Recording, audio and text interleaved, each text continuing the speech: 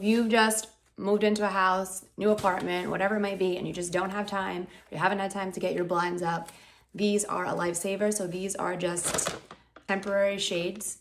And then when you want to put them back up or you need them to go back up, you kind of just have to clip them just like this.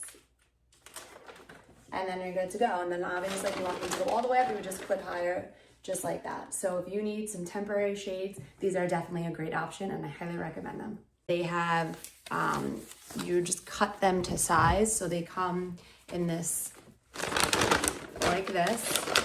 Okay, these have been in my closet for a while. That's why they're really wrinkled. And they're made of paper.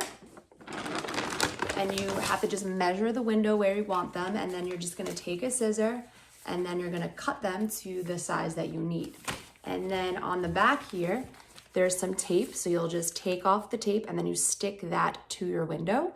And then they come with clips. So then this is how you can just clip them up. So let me just show you our blinds here.